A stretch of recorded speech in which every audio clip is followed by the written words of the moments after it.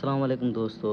पहिरियों हुन में सबक़ में असां तव्हांखे ॿुधायोसीं त उन्हनि जा जेके अख़र आहिनि उन्हनि जा उचार कहिड़े तरीक़े सां आहिनि। उन खां पोइ हाणे ज़बर जो आवाज़ु आहे। जॾहिं कंहिं अख़र ते कोई बि हरकत ईंदी आहे त उनजो आवाज़ु मटिबो आहे। जीअं असांखे हिते आहे अलिफ़ अखे अलिफ़ ज़बर अ, हिनखे असां लिखंदासीं अलिफ़ ज़बर अ, बे ज़बर ब, हिन जो आवाज़ थो निकिरे ब, बे ज़बर ब। उन खां पोइ आहे बे बुक, बे बुक खे अगरि ज़बर ईंदी त छा आवाज़ु निकिरंदो, बे ज़बर ब, बे भित बे ज़बर भ, ते तारो ते ज़बर त, थे थेलो थे ज़बर थ, ईअं टे ज़बर ट, ठे ज़बर ठ, से ज़बर स, पे ज़बर प, जीम ज़बर ज, जे ज़बर ज। इन्हनि खे जॾहिं असां का बि हरकत ॾींदासीं त उनजो आवाज़ु ईअं निकिरंदा अ ब ब भ त थ ट ठ स प ज ॼ।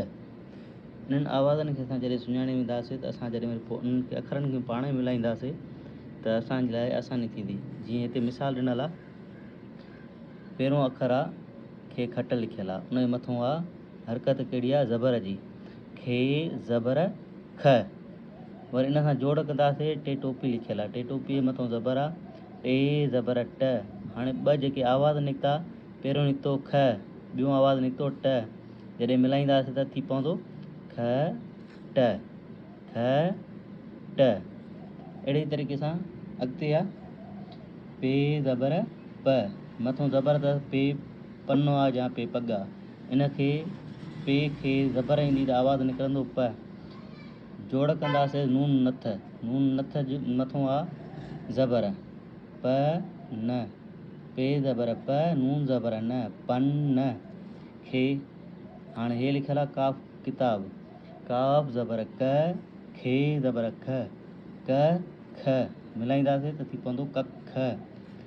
अहिड़े तरीक़े सां हिते ॿियो मिसाल ॾिनल आहे काफ़ ज़बर क, नून ज़बर न, ॿई अख़र मिलाईंदासीं जॾहिं पाण में त थींदो क न, कन न। अहिड़े तरीक़े सां असां इहो मिसाल हिते लिखंदासीं क, काफ़ ज़बर क, न, नून ज़बर न, कन न।